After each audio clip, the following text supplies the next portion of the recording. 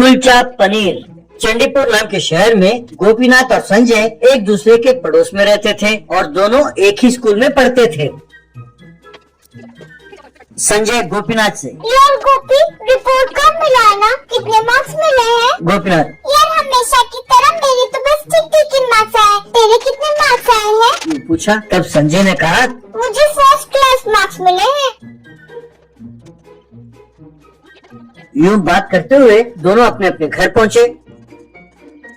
गोपीनाथ को खाना पकाना खूब पसंद था। एक दिन उसकी माँ वनजा रसोई में खाना बना रही थी। तब गोपीनाथ वहाँ पहुँचा और क्या बना रही हो माँ? यूं पूछा। तब वनजा, त्योहार आ रहा है ना बेटा, इसीलिए मैं कई किस्म की मिठाइयाँ बना रही हूँ। तब गोपीनाथ, माँ मैं बनाऊँ? वनजा, तुम क्यों बनाओगे बेटा? गोपीनाथ, मुझे एक बार बनाने दो ना माँ, प्लीज।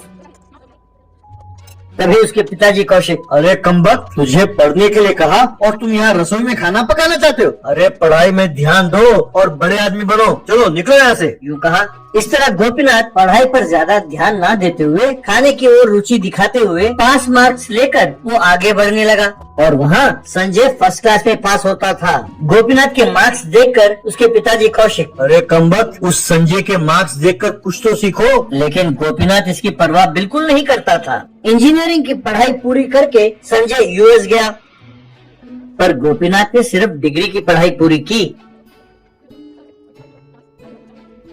लेकिन उसने बढ़िया खाना बनाना सीखा। एक दिन कौशिक गोपी से, अब देखा बेटा, तुमने पढ़ाई पर ध्यान नहीं दिया और यहाँ बैठे हो, और वहाँ तुम्हारा दोस्त संजय इंजीनियरिंग करके यूएस चला गया।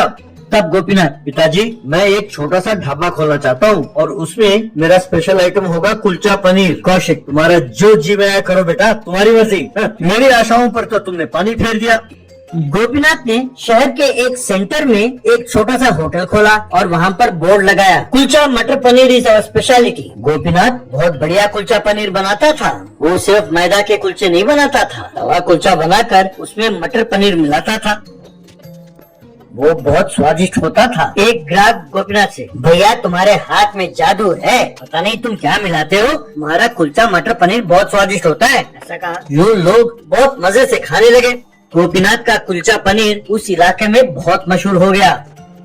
गोपीनाथ खूब पैसे कमाने लगा। फिर गोपीनाथ ने एक बड़ा रेस्टोरेंट खोला। वो रेस्टोरेंट भी खूब बढ़िया चलने लगा।